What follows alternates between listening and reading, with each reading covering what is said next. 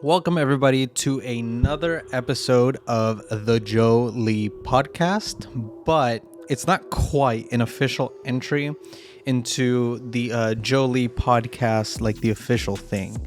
So this will technically be a review, as you could see from the title, of All Elite Wrestling's Dynamite for the January 19, 2020 edition of the show. And the channel is going to be shifting a little bit as far as like the content. So we're going from a football content into wrestling content for the off season. Obviously, you will still be getting Jolie podcast episodes.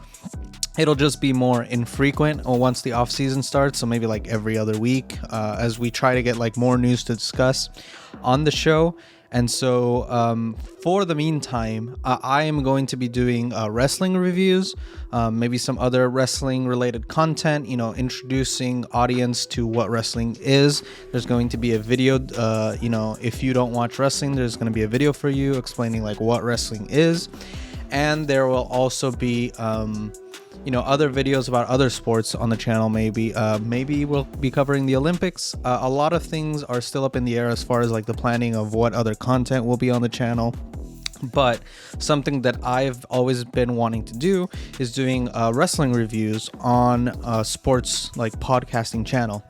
So this is a personal project for me, and I hope everyone enjoys it. I understand wrestling isn't for everyone, and that some people can't get over like the idea that it's because it's not real, it's not entertaining to them. I find it highly entertaining, even though I know everything is scripted. So we will be covering All Elite Wrestling and their ranking system, their wrestlers.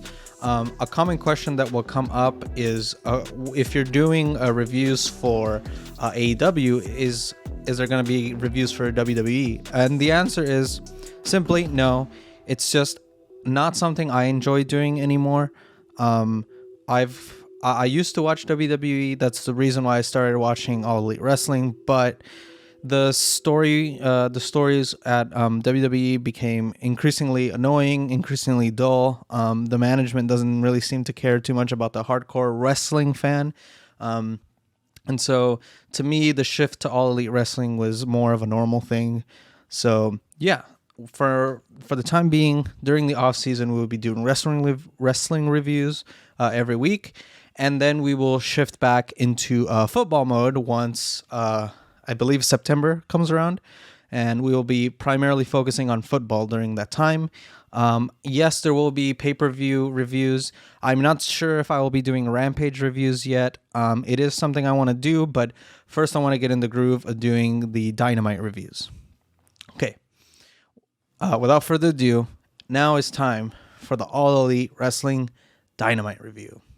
So the show starts out, and Moxley comes out and talks about being in an airplane, not knowing where he was, and that he had a dream where a dark cloud loomed over him, and he insinuated that the cloud insinuated to him that he wasn't worthy of anything that he had.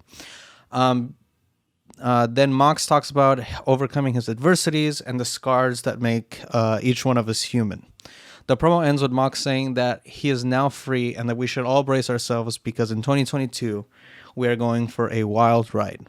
So for those who don't know, the person, Jon Moxley, I don't recall his real name, but he was having some troubles with alcoholism. And so he asked Tony Khan, the owner of the company, if he could receive some time off in order to go rehabilitate himself. So he got himself into rehab. And so he's been fighting alcoholism, and he overcame it recently. And this was him coming out. Another thing that I didn't write down on my notes is that he had mentioned that which was a kind of iconic line almost, is like he doesn't run away from demons, he kicks their ass. So a really cool segment by Jon Moxley. I'm so glad that he was able to go and rehabilitate from alcoholism.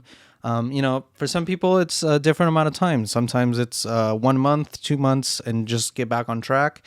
Sometimes people take years for it to take effect. But it seems like Moxley has found a place where he can be. I mean, he looked great. If you had seen him before, he looked like very pudgy, like he was getting out of shape. I mean, obviously, I'm not anyone to be saying that. I'm not in the greatest shape myself, but you could really tell with like Moxley, like he was letting himself go a lot, and he realized that. But he looked great. His face looked way better. He looked in better physique. I mean, we'll definitely like know how he looks once he starts wrestling again on a weekly basis. But from the initial like view that we saw from Jon Moxley, like he looked pretty good. Okay. Then after the Moxley segment at the beginning, we get a promo with MJF stating that he didn't apologize last week after he's addressing Wardlow, which is his assistant basically, and he apologized to him for costing him the match with CM Punk. MJF's apologized, saying, but because you touched me, I'm going to have to dock your pay. So he tells him, hey, I'm not going to pay you or not going to pay you in full because, he put his hands on MJF. He's saying that he has to give everyone in the locker room, set an example for everyone else. But he says if he continues winning, he'll return his pay. And if he wins the TNT title qualification match, that he will definitely return all his pay, and especially if he releases the title to MJF.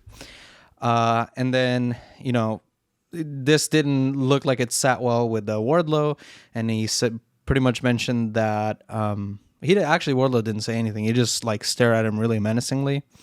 And that's pretty much where the segment ended. Really short. This is actually continuing the storyline with CM Punk and MJF.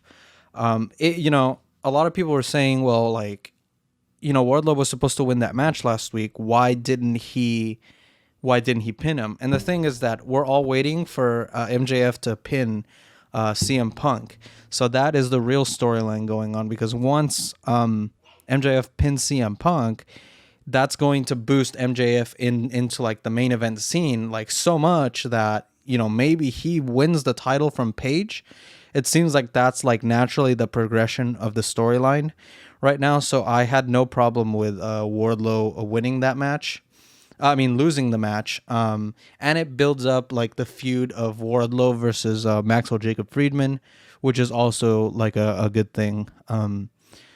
So yeah, I'm actually really looking forward to these storylines. Again, really good long-term booking for all three of those guys: CM Punk, MJF, and Wardlow. They're building up Wardlow at the same time they're building up MJF, and CM Punk doesn't need building up because he's at this point a legend, so he should be fine. Okay. Next segment is we get a mixed tag team match with Adam Cole and Britt Baker, the women's champion, versus Chris Statlander and Orange Cassidy. And so for you people who don't know who Chris Statlander, Orange Cassidy, Adam Cole, Britt Baker are, Adam Cole is I don't know how to say this. I guess he's just a really good wrestler. He has a story with he has history with members of the Elite, who are the people who founded the company, All Elite Wrestling. And so the Elite, obviously consisting of Kenny Omega, Young Bucks, and now Adam Cole. And so his girlfriend, which is Britt Baker, is actually the women's champion. So I guess they're trying to combine the two into one storyline, which I will get to at the end of the segment because I'll explain it after. Okay, so Chris Statlander is also a wrestler. Her main gimmick is that she I guess pretends to be an alien. You can actually she's not in the rank. She's not in the top 5 anymore. So on your right, there is the rankings for the women. So Thunder Rosa, Anna Jay, Red Velvet, Tay Conti, Layla Hirsch, and on your left is all the men's rankings. So Adam Cole, Dante Martin, Andrade El Idolo, Orange Cassidy, and Powerhouse Hobbs. So when I'm referring to Adam Cole, I'm referring to this Adam Cole right here. So yeah. Okay, so that you can see Adam Cole. Britt Baker is actually the champion, so she's not on the rankings. The rankings will show the top 5. It will not show the champions because I mean, if you watch any wrestling, you should know who the champion is. The top 5 is usually something I don't even know off the top of my head, so it's good that you can visualize both the champions on my sides. Anywho, so it's a mixed tag team match. So obviously the rules are, only a woman can fight a woman, only a man can fight a man, but you can tag out to your partner. So if Britt Baker tags out to Adam Cole, then Adam Cole and Orange Cassidy are the legal people in the ring. And you have a guy has to pin another guy. So yeah. Let's see, where was I? The match starts out with Britt and Cole tagging out to each other. This kind of gets on the nerves of the baby faces, and so there's a certain segment where Britt Baker was like egging on Orange Cassidy, so he starts doing the lazy kicks on the side to her legs, and like trust me, like if you don't watch wrestling, like she just goes. Orange Cassidy just like lightly taps with his feet on the side of Britt Baker's feet, and for some reason, like this is really over because Orange Cassidy is kind of like a lazy wrestler, even though he can do some really cool stuff in the ring. So that's his like whole gimmick. So that was one of the high spots in this. Another high spot was actually Chris Statlander goes from the top rope, hits a area 451, which basically is you stand on the top rope and then you do a 450 spin with like your whole, or flip with your whole body, and like you land on the other person. So that was pretty impressive. She actually like Britt Baker was laying, and then Adam Cole came to protect her by laying on top of her, but Statlander still did the 450, so it was pretty cool. The match ended with Adam Cole and Britt Baker setting up a table on the side, and then as they're both going up the ring, Orange Cassidy tries to hit Adam Cole and accidentally hits Britt. Britt falls into the table collapses, and then Cole gets really annoyed, and while the referee is like looking to see if Baker's okay, Cole hits Orange Cassidy with a low blow, and then goes for the boom, which is his finishing move. Basically, he runs to the other side and hits him with his knee on the opponent's neck. So he hit Orange Cassidy with the boom and got the pin. 1, 2, 3. Okay, then we get another segment with Jericho and Proud and Powerful, otherwise known as Santana and Ortiz. Segment starts out with Jericho talking about how he doesn't care about Eddie Kingston, and then Ortiz interrupts him by saying that him and Santana actually do care about Kingston a lot because they have a history in the Indies. When they were LAX, they used to partner up with Kingston a lot during independent events or House of Glory events, I believe. That was the main place where those guys used to meet up. Santana interjects that maybe the reason that Santana or Ortiz haven't won the tag titles is because they have been fighting Jericho's battle since day one, and Jericho doesn't seem to care. And at the end, Jericho doesn't understand their sentiment of that. Santana and Ortiz have been fighting only Jericho's battles. They ask him, Santana and Ortiz ask them, when has Jericho truly ever had their back? And, that's something that, has been kind of true. And I don't know if it's as long, like if they've really like planned out this ahead of time, or it just happens to be a coincidence. So they're trying to like weave it into the story. But it has been the case that Santana or Ortiz have had opportunity after opportunity of qualifying for a match against, whoever the tag champ is, but they always seem to come short of, winning the titles. And, it's really annoying because Santana and Ortiz are like really talented tag team, and it's a shame that they actually haven't won gold yet. Obviously, we had Pentagon and Phoenix win the tag titles, the Lucha Bros, a little bit ago. So it's not like we're like starving here for like Hispanic champions. Obviously, I don't want to make it a race thing either. But they're really good. I'm just waiting for like the right storyline for them to win the tag team championships. So yeah, it should be interesting. The story is progressing. I think this is going to lead into a Jericho losing the Inner Circle, because we have the story with Sammy Guevara, and if he loses the title soon, then if he loses the TNT championship, then we're going to have a situation where Sammy maybe gets angry at Jericho for not being there for him. We have Proud and Powerful, who are also in a rough situation where they're wanting to win the tag titles, but nothing's really come out of it. And then there's also, Jake Hager, not really doing anything recently. I don't really watch too much Dark, so I don't know if he's been on there, but I feel like he's mostly focusing on his MMA career as of right now with Bellator. So I don't know that he's like really interwoven with these the Inner Circle storyline right now. So I think for this, maybe it's a good idea to split up Proud and Powerful from the Inner Circle. Proud and Powerful being Santana Ortiz.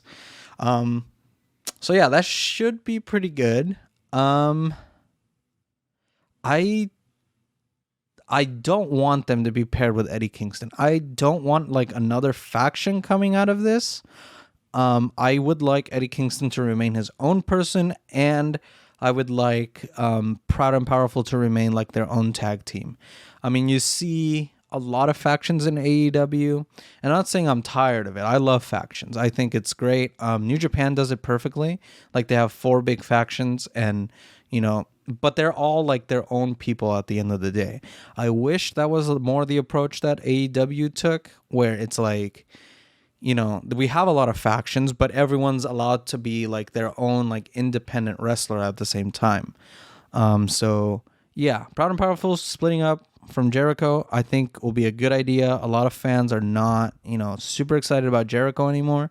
I love Jericho, but I also agree that he needs to be less on television. Okay, after that backstage segment, we get another one. Adam Cole challenges Orange Cassidy to a lights out match next week. Beach Break. So Beach Break is like their they do it once a year. It's kind of like a special event for television. So that's like one of the good things about AEW is that they do give us like special events on television. It's not just simply like pay-per-view events, because we only get 4 pay-per-views a year for All Elite Wrestling.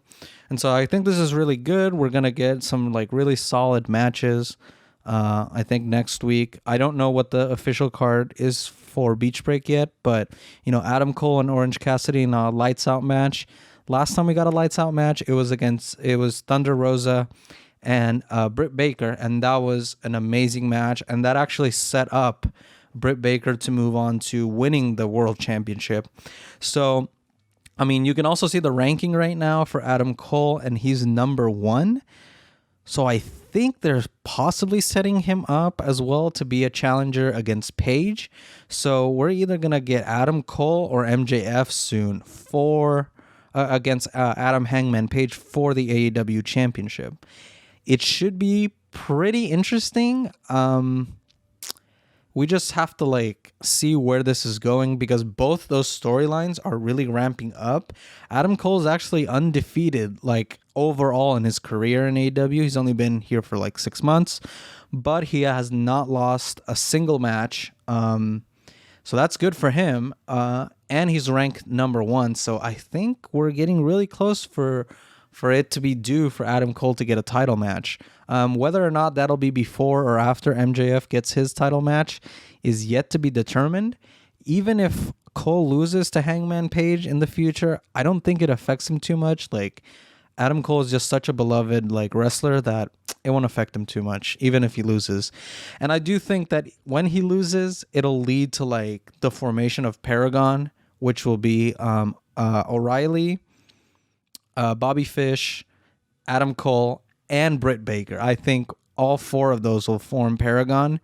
And then as soon as Roderick Strong's contract with WWE comes up, and if he chooses to come to All Elite Wrestling, then those 5 will be Paragon. because they've also been showing, Britt Baker and Britt Baker and her group of I guess women's wrestlers, because she hangs out with two other wrestlers as well. But I think she separates from Reba, possibly, maybe not, because the Elite never separated from Brandon Cutler. But definitely, I keep forgetting her name. Maybe I'll circle back to this some other time. But yeah, I think definitely Britt Baker joins Paragon and they form this new faction. I know I was just saying I don't want more factions, but Paragon should be a pretty good anti-elite faction. So that'll be interesting. If you don't know who the Elite are, it's Kenny Omega, the Young Bucks. So that should be fun. We'll see where the story progresses for that. Going back to the MJF storyline, we have CM Punk versus Shawn Spears, and man, this if you blinked, you missed this match. Pretty much what happened was Shawn Spears tried to get him in some sort of hold, and CM Punk reversed it into a GTS and won in 3 seconds. So that was interesting. I saw a lot of things people saying oh well, if this was WWE doing it, then everyone would be complaining, but because it's AEW, no one's gonna complain. I'm actually one of the few people who think this was a mistake. Mostly because you can't really keep unbuilding Shawn Spears. I know he's enhancement talent, but to me, he's not one of those guys who should be losing matches right away. He should be beating a lot of the lower card people, having really good matches with mid-card people, and having at least some decent matches with the main event guys. So I disagree with Shawn Spears losing in 3 seconds here. I think it was a bad booking choice, but considering all the stuff that they put in this show for us tonight, it makes sense that they wanted a crunch time. They wanted to get pretty much all the main storylines out of the way. So in the context of time, yes, it made sense. Could they have, rearranged some of the match longevity to fit this, to make this go longer, or, removed a couple of segments? Probably. But a lot of these storylines needed to progress this week. So I don't see it as too much of a bad thing. I just disagree with the booking. And this is what's going to happen. I mean, not everything's going to be to what I like as far as booking. And I'm just here to give my opinion. This is a review at the end of the day, and I just didn't think it was that great of a decision. All right. Next segment is backstage with Billy Gunn and Christian. Christian is pulling up to the stadium, and Billy Gunn tells Christian that the Gunn Club deserves a shot at the tag titles. Right now, the tag team champions are Luchasaurus and Jungle Boy, or Jurassic Express, if you don't know the title. Christian's rebuttal said that they haven't had any statement wins. They've won a lot of matches on Dark. And this is true. I've seen them win a couple matches on Dark. Again, like I mentioned before, I don't watch too much Dark. But it seems that they had some pretty, minor victories against some nobody teams. I would like to see the Gun Club win some matches against some other teams. It could be Matt Sydal and, whoever his partner of the week is. But yes, I agree with Christian here. Some more decisive victories would have been better, especially because we have a lot of top tier tag teams. I know you don't usually do heel versus heel, but maybe a win against the Acclaimed, especially after what we saw in the main event. But so then continuing with the segment, after he says that, he implies that Billy Gunn also has never made big time victories. And so then the Gun Club actually attacks Christian and slams him into the docking bay door, where they load all the truck stuff and stuff like that. So that's how the segment ends, and we cut to commercials.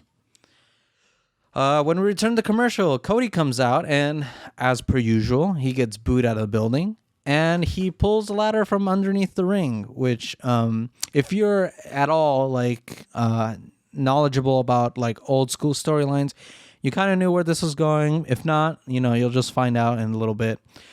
Cody talks about CM Punk talking to him when he was in WWE about going to New Japan, Ring of Honor, and other indie promotions, and most importantly, wrestling with the Young Bucks. It's something that that was mentioned to him in the past. Cody iterates that he was the original constructor of the Forbidden Door and that he flew the anti-corporate flag all these years, and that he will never turn heel. Now, if you haven't been watching wrestling for a while, Cody Rhodes has been kind of in a dilemma whether he is a babyface or a heel. There's a lot of times where he goes into stadium and it's a mixed reaction between cheers and boos. And then there's sometimes where he just goes to stadiums and he just gets booed out of the building. And it's because he has been beating some like younger talent. To be fair, some of these younger talent are like really green, like Anthony Ogogo and, people from the Factory, QT Marshall. But on the other hand, like as the big name wrestler that Cody Rhodes is, you also can't be losing matches, every week. He lost to Malachi Black twice and then he won the last one, which is actually something he brings up. But the booking of Cody Rhodes has actually been pretty decent the last couple of weeks. And he, I can't review this and give you the 1-for-1 and make you feel the things that he like said in the speech. I highly encourage that if you have not watched this promo and you are a wrestling fan, that you should go and watch this because it was very good. So then he continues. He disses the Red Dragon, which is Kyle O'Reilly and Bobby Fish, which is soon going to be Paragon. And he disses both of them, saying that he's glad they passed hip toss class. I'm sorry, and that talks about other athletes like Malachi Black, and then finally challenges Sammy Guevara to a TNT championship match. Which, if you haven't been watching wrestling for the last month or more than that, Sammy Guevara won the championship. He defended it 4 times across different shows, and then lost it to Cody Rhodes. Then Cody Rhodes got COVID, and he was out for pretty much 2 weeks. And in that 2 weeks, they had to crown a new champion, interim champion. So Sammy Guevara actually won that, and so now there's 2 TNT champions. So now they're gonna do like the Razor Ramon Shawn Michaels scenario where they're gonna hang both the belts over the ring, and it's going to be a ladder match. So whoever reaches the belts first wins. So the match is scheduled for Beach Break, which is next week. So the next Wednesday we're gonna get a match between these two. We will also probably have a review for that because that's pretty interesting. So I'm assuming this will be the second to last match, and Adam Cole and Orange Cassidy will be the last match of the night. Cody Rhodes is just probably the best thing going on television right now. So this is the most intriguing storyline. So it'll go second to last because lights out matches tend to go at the end. Okay, House of Black versus Varsity Blondes. This was a very one-sided match. Varsity Blondes got like 0 offense in this match. Brian Pillman Jr. seems to have lost in kayfabe, which is like in the storyline. He seems to have lost his confidence because of the black spew that Malachi Black had spit in his face last week. And there was a lot of dysfunction between Garrison and Pillman throughout the match. Garrison was taken out by the steps, and Pillman gets hit with their finisher, which escapes my mind, the name of the finisher right now. But Pillman is the one who ended up getting pinned. Post-match promo, Pac says Malachi Black is self-centered like every other athlete, and that Pac is coming to eliminate the House of Black. So Brody King and Malachi Black are the ones who make House of Black, and they just debuted last week. Or not they, Malachi's Black been around. Brody King debuted last week, and they pretty much said that they're the next tag team in line. So interesting. Interesting segment. House of Black is fantastic. They look great. I love their gimmick of being like this dark occult type of faction that's coming up. Again, more factions. But that's just the name of the game in All Elite Wrestling. So you just kind of gotta have to get used to that. All right. Roppongi Vice, which is also another tag team, reminisces on their victories over the Young Bucks when they were in New Japan Pro Wrestling and challenges them to a match on Friday at Rampage, which at the time of the recording, it is Friday, and this match is actually being scrapped because... is it being scrapped? I think it's being scrapped because Rocky Romero actually got COVID. So I don't think this match is happening anymore. I think it's going to happen probably in 2 weeks from now. I'm sure they'll just replace Beretta. I'm sure they'll replace Rocky Romero with one of the best friends, either one of them. Probably Orange Cassidy because Orange Cassidy is pretty popular. And this probably could also tie in with the Adam Cole storyline. So yeah, that's the end of this segment. I thought it was going to be a great match, but I think this match is canceled. And let's move on to the next segment. Frankie Kazarian versus Lance Archer. Again, another one-sided match. It didn't start out that way. It was a little back and forth, but maybe there was a minute or two of back and forth between Kazarian and Lance Archer. And as soon as Archer gained control of the match, when he was mostly on offense, he had a response for every counter that Kazarian tried. The crowd didn't respond too positive from this. They actually called Archer a POS, and he, pretty much Lance Archer tortured him throughout the ring. He didn't go for the pin a bunch of times, even though he clearly had that match won.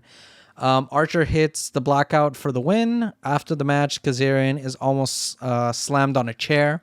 Hangman Page comes out and they brawl to end the segment.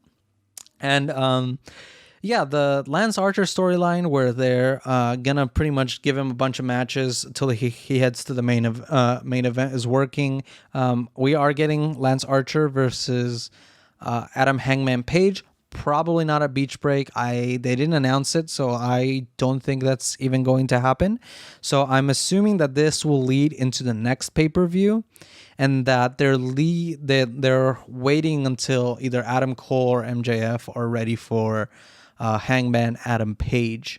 So for now, Lance Archer will be the in-betweener storyline, the transitional storyline for Hangman Page, which is fine. We don't need to see Hangman every week. I'm glad Lance Archer is back. Again, if you don't watch wrestling, Lance Archer had a really nasty incident where he tried doing a really big man for some reason, trying to do a flip over the top rope, and he actually landed on his neck, which, luckily I don't think anything broke. He just needed a really long time to recover from it. Okay, promo from Dante Martin, Lee Moriarty, and Matt Sydal. All three talk about having each other's backs against Team Taz. Then we get a cut to another promo with Team Taz responding by saying that Dante will need people all around him because Team Taz makes assassins. So Team Taz comprised of Will Hobbs and Ricky Starks. And Dante Martin over here in the rankings, ranked number 2. You can see Powerhouse Hobbs is ranked number 5. So good representation from both of those guys. And yeah, I think Dante Martin is due for a loss because he's ranked really high and he's nowhere near ready for the main event or the TNT title match. I think the storyline with Team Taz is fine for now. I do think at some point they try to elevate Team Taz by having Hook defeat Dante Martin, and that kind of serves a double purpose of giving Martin a loss and boosting up Team Taz, because Powerhouse Hobbs is kind of coming into his own character. I'd love to see more Ricky Starks, and as everyone else on the internet has been saying, Hook is amazing. We need more Hook. I know it's like a special thing right now, like every 2 weeks, but I'm really hoping that Hook comes into a like actual storyline, and gets involved in something long term for him. I know he's young. I know there's a lot of time, but the guy is special, so I'm hoping to see some more from him. He's not in the rankings, but I'm sure he will be in the rankings very, very soon. Okay, interview with Red Velvet, Statlander and Chris Statlander and Layla Hirsch. Hirsch comes out and argues with Statlander and says that she has cost her a lot. Velvet tells her to calm down, and pretty much Hirsch lays her out with an elbow. Chris Statlander tries to stop it, but Hirsch also strikes her. So there's this storyline been going on right now where Layla Hirsch loses a lot of matches, and she blames a lot of her friends for losing those matches. So there's a Chris Statlander Layla Hirsch match coming. So they actually did announce Layla Hirsch versus Red Velvet for next week on Beach Break. So that's continuing that storyline. I would not be surprised if Layla Hirsch loses here. She's ranked number 5, but like I've mentioned before, she's not quite ready for like that main event spot. So I think for the time being, she will lose this match against Red Velvet, and this will maybe push Red Velvet a little higher, either for the main event spot or for the TNT title spot. Although we have seen in the past the TBS championship. I'm sorry, we have seen the TBS champion versus Red Velvet already, so don't want to like repeat storylines too much. But I think it would still be an interesting match. Jade Cargill and Red Velvet have had chemistry in the past. I don't think too much of this Red Velvet Layla Hirsch match for right now. I think Red Velvet just wins next week. That's the only prediction I have for a match next week. Okay, we get another women's match. Serena Deeb versus Sky Blue. Deeb dominated pretty much the entire match. Not in the way that Lance Archer dominated, where he was dominating by brute force, but he was dominating because of her like technical prowess. Again, like in wrestling, there's a lot of different like styles of wrestling. So you have like grappling, you have high impact, and you have high flying. I mean, strong style is the middle one that I just mentioned. A high impact is pretty much strong style, which is a lot of like heavy hits and stuff like that. And then you have I already mentioned grappling. And then high flying. Those are pretty much your three main styles of wrestling. So Dee pretty much dominated with technical prowess by grappling a lot, and never really gave her opponent the chance to come back.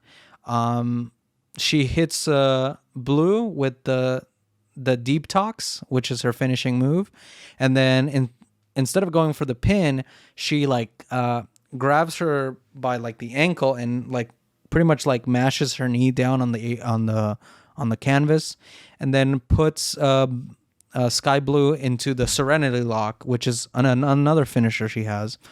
Sometimes wrestlers have two finishers, which will be like a impact move, and then there will be like a lock that they do as well. So, which is more like classic wrestling. So she puts her in the Serenity Lock for the win. Serena Deeb, honestly, the most impressive wrestler on the roster right now. Extremely underrated. I can't believe she's not even in the top 5, but I'm sure this will be building up to storyline. I would like to see Thunder Rosa win the championship, and then later on, Serena Deeb win the championship from Thunder Rosa. But that's going to take a really long time because AEW doesn't do like short-term championships. It takes almost a year to a year and a half for a title change to occur. So I think Britt Baker's title reign is going to come to an end soon as Thunder Rosa exits this feud with Mercedes Martinez. And after that, I really do think Serena Deeb is up for a title win because she has been very good. Probably like one of the best signings that they've done in AEW. All right, we get a Hook vignette. Hey, let's go. With the highlights of his matches. Hook is 3-0 right now. He's undefeated. He is not ranked yet. I'm sure he will be in the next couple of months. I'm sure he'll be ranked, and we'll see something from him. So nothing much here. Just a bunch of highlights of his previous matches. Sammy Guevara has some signs, and he's saying that he will be the undisputed TNT championship. Not much from this. I believe he's on vacation right now in Brazil with his girlfriend Tay Conti, who's ranked number 4 right now in the women's rankings. So that is the current situation. All right, main event time. The Acclaimed show a vignette with Bowens dressed up like Darby in a scooter, and it was quite funny actually. After the entrance, Darby is attacked, and with a chair on his neck, he's actually pushed into the ring post. Doctors carry Darby out of the match, and it becomes a 3-on-2, 2-on-1, with Acclaim pretty much dominating Sting the entire time. Sting was on pretty much like survival mode, and as the Acclaim are going to, it looked like they were going to try to powerbomb him off the steps.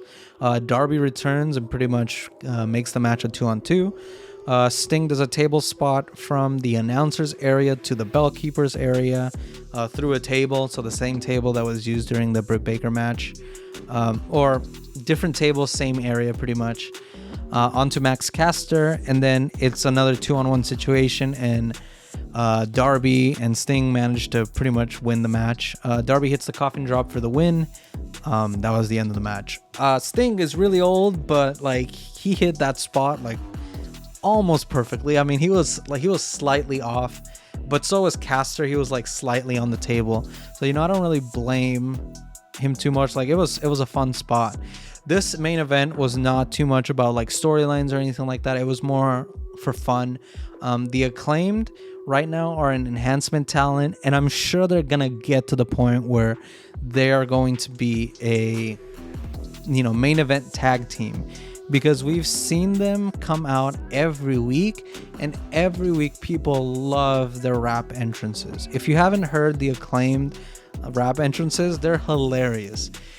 Especially if you're like a wrestling nerd, like there are a bunch of like references and innuendos to like other wrestlers or other wrestlers in other companies. So it's just good fun. If never watched an Acclaimed match, pretty much the entrance is their highlight. So I would highly recommend going and watching the compilations on YouTube of all the Acclaimed stuff. And actually, that is everything for All Elite Wrestling Dynamite for January 19. And so, yeah, we will be back next week. I will be reviewing, next week's show, giving you my commentary as well. And, it should be fun. I don't know if I'll do a Rampage review. If I do, it'll be like up on Saturday. But for now, I think the Dynamite reviews are like the thing I'm trying to focus the most on. I like the layout that I have right now, so I just got to put some music to start out the podcast. So yeah, I'm Joseph Yanez. Thank you for watching the AEW Dynamite review, and I will see you next week.